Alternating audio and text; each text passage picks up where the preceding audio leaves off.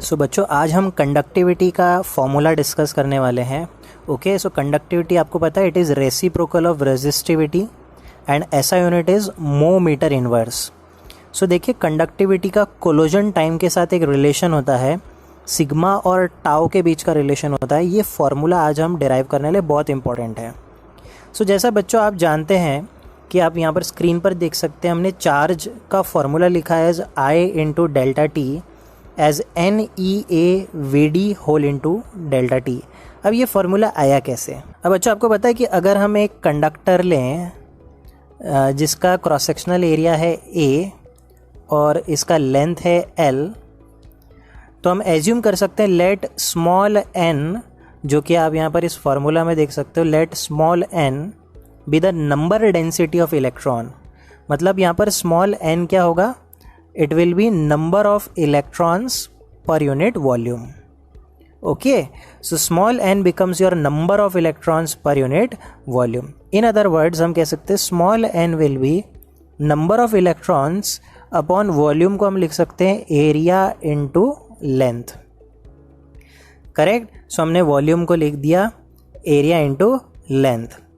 So अब आपके total number of electrons कितने हो जाएंगे? So total number of electrons will be small n into A into L. तो ये हमारे लिए बहुत इंपॉर्टेंट आउटकम हो गया। The total number of electrons present inside a wire of area A and length L is small n into A into L. So बच्चों आप ये नोट कर सकते हैं। तो हमारे टोटल नंबर ऑफ इलेक्ट्रॉन्स हो गया small n into A into L. Okay, so if capital N is the total number of charge, so total charge क्या हो जाएगा? टोटल चार्ज हो जाएगा N इंटू ई। ओके, अगर टोटल चार्ज N इंटू ई हो गया तो N क्या है? अब आपको पता है हमारा N का वैल्यू ये है, तो हम लिख सकते हैं N A L into E is your total charge. Okay, अब चार्ज पर यूनिट टाइम कर लीजिए। तो चार्ज पर यूनिट टाइम, दोनों साइड को हमने T से डिवाइड कर दिया, ये मिल गया आपको करंट। सो हमने दोनों साइड को T से डिवाइड कर दिया तो आपको करंट मिल रहा है NaL by T into E.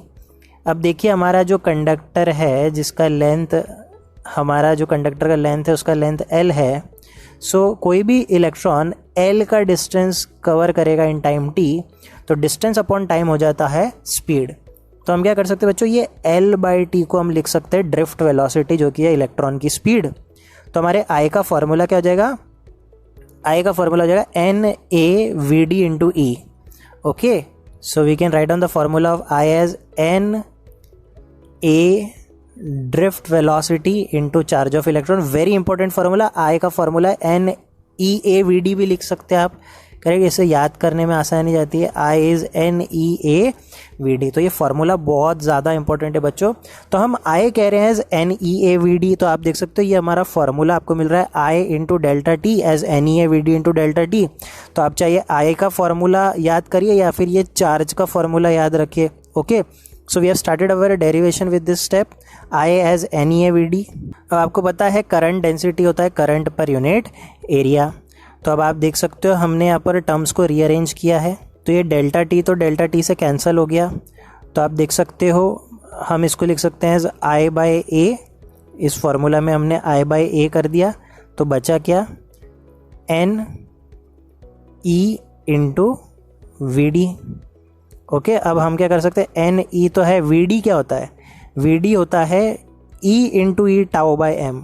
Correct, so हमने हमारे प्रीवियस वीडियो लेक्चर में देखा था ड्रिफ्ट वेलोसिटी का formula E into capital E into tau by M.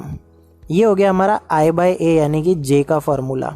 तो आप देख सकते हो क्योंकि हमने J लिख दिया तो ये हमारा A का टर्म यहाँ पर प्रेजेंट नहीं होना चाहिए, तो ये एक एरर है, तो ये A को हमें इग्नोर करना पड़ेगा। तो हमारा फॉर्मूला होगा NE into E tau by M. तो हमारा कुछ इस तरह का फॉर्मूला तैयार हो जाएगा, ये आप देख सकते हैं स्क्रीन पर। स्टेप बाय स्टेप आप इसे नोट कर सकते हैं। सो J का फॉर्मूला हो गया NE square tau by M into E. Correct, अब आपको पता है ऑलरेडी कि J क्या होता है? Sigma E. सो जो ओम्स लॉ का वेक्टर फॉर्म है J है सिग्मा ई, और हमको यहाँ पर J मिल रहा है NE square tau by M into E. दोनों को कंपेयर करोगे तो आपको सिग्मा मिलेगा NE square tau by M. So comparison से हमें सिग्मा का फॉर्मूला मिल रहा है, sigma is directly proportional to relaxation time. बहुत इंपॉर्टेंट फार्मूला है, याद रखना है।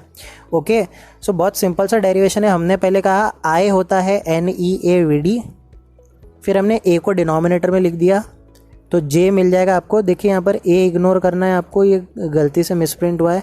तो जे मिल जाएगा आपको NE tau by M, such that J is NE² tau by M into E. इसको कंपेयर करिए, J is equal to sigma E से, तो आपको सिग्मा मिल गया NE² tau by M. So this is the derivation of conductivity of electrons with respect to collision time. हमारे next video lecture में हम ड्रिफ्ट वेलोसिटी, कंडक्टिविटी और ओम्स लॉ पर कुछ इंपॉर्टेंट न्यूमेरिकल्स डिस्कस करने वाले हैं। Okay, this is the 1/3 portion of your chapter. बहुत इंपॉर्टेंट है, 2 मार्क्स तक के लिए इस सेक्शन से बोर्ड एग्जाम में सवाल बनता ही बनता है। तो यहाँ पर न्यूमेरिकल भी बन सकता है, डेरिवेशन भी बन सकता है। 2 to 3 मार्क्स का रेंज होता है इस 1/3 पोर्शन से। सो हमारे नेक्स्ट वीडियो लेक्चर में हम न्यूमेरिकल डिस्कस करने वाले हैं। ओके।